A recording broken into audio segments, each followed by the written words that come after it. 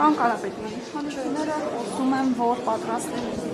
զինգնության հետ կառուցողական դաշտում աշխատել, բայց ելույթները մենք տեսնում ենք այս պայմաններում ինչպես է պատկերացնում այդ կառուցողական դաշտում աշխատելու իշխանությունը։ Պետք է չմոռանանք, ինչի համար ենք հավաքվել։ Եթե դուք նկատեք իշխանության հայտարարությունները, դրանք հին են, դրանք մասնավորեցված, անհատական, անձնավորված են։ Մեր հայտարարությունները, մեր ուժի ներկայացուցիչների հայտարարությունները, խնդրում եմ մեր հայրենակիցները թող որակական տարբերությունը նայեն։ Մարդիկ խոսում են խնդիրներից, խոսում են օրինակ հայփոստի բարձրացած սակագնից, խոսում են հայփոստի էֆեկտիվության կտրուկ աճից, կառավարման համակարգից։ Ինչ ենք մենք տեսնում, ինչն է մեր խնդիրը պարոն Կոնջորյանի տեխնատության հետ, որ կա շահերի բախում։ Ազգային ժողովը նշանակում է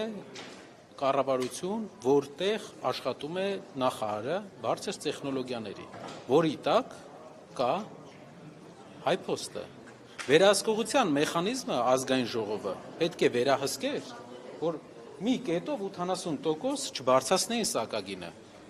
Կան ընկերություններ, որ 10 տարի չեն բարձրացել սակագինը, անգամ թանկացումների այս ժամանակաշրջանում։ Դուք գիտեք, որ ընկերության մասին է խոսքը։ Եթե իշխանության եւ եթե ընդհանրապես օրենսդիր իշխանության ազգային ժողովում որևէ աֆիլիացիա չլիներ այդ ընկերության տնօրենի հետ, այսինքն եթե տնօրենը այդ ընկերության եւ ազգային ժողովի իշխող կուսակցության խմբակցության ղեկավարը իրար հետ կապ չունենային, հարց պետք է առաջանար այդ անձնավորությանը, իհարկե չեմ ուզում որպես ֆիգուր եմ ասում, թե ինչու է սակագինը բարձրացել, ինչու այդ ժամանակվա ընթացքում որևէ շահույթ չի ստացվել, բաշխվել է 0 դրամ, միակ շահույթը, որ բաշխել են իրանք, Էրնեկյանի աշխատած փողն ա եղել, Էրնեկյանի էկոնոմիան ա եղել, Էրնեկյանի կարող է բարձր աշխատավարձ տալ, չէր տվել այդ մարդը։ Ու էկոնոմիա արե, խնայելա։ Շահույթներ չի տվել պետությանը, իրենք եկան եւ սկսեցին։ Պետության հետ համաձայնեցրած խոսքը իրենք ասեցին, որ պետության հետ համաձայնեցրել են, որ վերջ բաշխեն։ Մենք ասել ենք, որպես սեփականատեր կարող եք բաշխել, ոչ թե չի տվել, այլ ներկայացրել է շահույթը, ասել են կարող ես վերաներդրում անես։ Դա իր իրավունքն է, բայց հենց դա Պարոն հեսա պատասխան։ Հենց դա ապացույցն է, որ էֆեկտիվ չեն կարողանում իրանք կառավարել։ Իրանց ընթացքում չի առաջացել այդ գումարը։ Այն դեպքում, երբ որ այդքան բարձրացրել են սակագինը, իսկ այն մարդկանց, ում ես անձամբ ազնիվ խոսք չեմ ճանաչում, անձնական շփում չունեմ, բայց էֆեկտիվությունը մենք տեսել ենք։ Խոսվում է կառուցողական աշխատանքի մասին, իրար չվիրավորելու, չհայոյելու, բայց տեսնում եք, օրինակ Կարոն Շախոյանը 2 օր է այսպես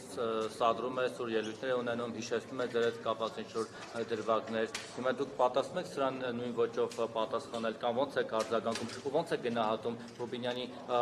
առաջարկությունը եւ իր որոշ թիմակիցների հակառակ պահվածքը։ Կարծում եմ մեր ժողովուրդը արդեն այդ կոնսենսուսին եկել է։ Ժամանակի հարց է, որ որոշ գործիչներ դա հասկանան։ Իհարկե կլինեն խնդրահարույց պահեր, ես էլ եմ տեսնում, որ կլինի խնդրահարույց պահեր, բայց հայկական քաղաքական միտքը եթե ազնիվ լինենք այսքան ժամանակ, ընդդիմադիր եւ իշխանական հակադրության այսքան ժամանակ չի եղել, որ չունենք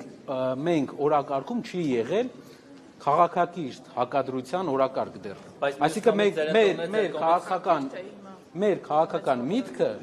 նոր է պատասխանում այդ հարցին, թե ինչպես պետք է սուր ընդդիմությունը եւ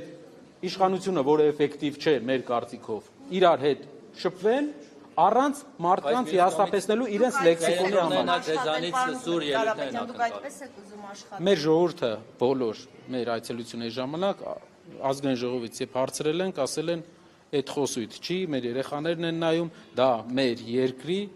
վարքագծային օրինակ չի։ Մենք ուզում ենք մի բանի մասին ենք խոսալու, մնացողը բոլորը անցողիկ է, մարդկանց կյանքը փոխելու կետ առ կետ։ Կարապետյան սահմանադրությունից եմ ուզում ձեզ հարցնել Այո։ Ադրբեջանից կրկին հայտարարություն է հնչել, որ ազդակներ կան, որ Հայաստանում հանրաքվե կլինի։ Իշխանական падգամավորը քիչ առաջ հայտարարեց, որ դե քանի որ չկա այդ 2/3-ը, ասաց, որ չեն բացառում, որ ընդդիմության շարքերում էլ գտնվեն պետականամետ, ինչպես ինքը ձևակերպեց գործիչները, Որ պետության շահերը սպասարկող Ադրբեջանի, այո։ որ կգտնվեն պետականամետ գործիչներ Հայաստանում ընդդիմության շարքերում, որոնք կողմ կքվեարկեն սահմանադրությանը, իշխան Սաղաթելյանը բացառում է իրենց խմբակցությունից սահմանադրությանը կողմնակից անձինք լինեն։ Ուզում եմ նախ ասել, ձեր ֆրակցիայի դիրքորոշումը հնարավոր է ընթացքում փոխվի, եթե արդեն ամբողջական հիմնավորումները ներկայացվի նոր սահմանադրության, եւ երկրորդ հարցը, դուք եթե օրակարգը արդեն առարկայական դառնա, այսինքն նոր սահմանադրության ընդունման շուրջ գործընթացը մեկնարկի, ինչպես եք, եթե իհարկե պայքարելու եք դրա չընդունման դեմ, ինչպես եք պատկերացնում այդ պայքարը, արդյոք կողմ եք, որ լինի ոչին լայնված ճակատ, նաեւ արտախորհրդարանական ինչ որ գործողություններ, այդ գործընթացը մի փոքր մանրամասն։ Հանրաքվեի, անգամ հանրաքվեի անցկացումը պետք է մեր թույլտվությունը, մեր համաձայնությունը։ Ես չեմ տեսնում, որ այսօրվա առաջարկը Ադրբեջանի դա օրինական առաջարկ է մեր երկրի համար։ Իրենք պետք է չորոշեն մեր երկրի սահմանադրությունը ինչպես լինի։ Մենք պետք է գնում ենք խաղաղության պայմանագրին, պետք է ունենանք խաղաղության պայմանագիր, բայց այդ խաղաղության պայմանագիրը պետք է փակի շատ դռներ, մեր ապագա վտանգների դռները։ Եվ կարող եք վստահ լինել, որ մեր բոլոր քայլերը, քաղաքական քայլերը ունենալու են մի ուղղություն, ունենալ խաղաղություն, բայց թույլ չտալ Հայաստանում էթնիկ փոփոխություն։ Այսինքն էթնիկ միատար պետություն է, որտեղ 90%-ից ավելի հայ բնակչություն, ինչ է կապնարկում, բան, 4-5 ամսվա ընթացքում այսօր խոսքի ժամանակ նաև մեր իշխանական գործընկերները երևի չէին լսել խոսքերը, իրենց ինչ որ տեղից ուղարկում են, մինչև վերջ չեն նայում։ Բազմաթիվ անգամ հարևան երկրի ղեկավարությունը բազմաթիվ անգամ նշել է, որ իրենք ունեն միտք Հայաստանում փոխել էթնիկ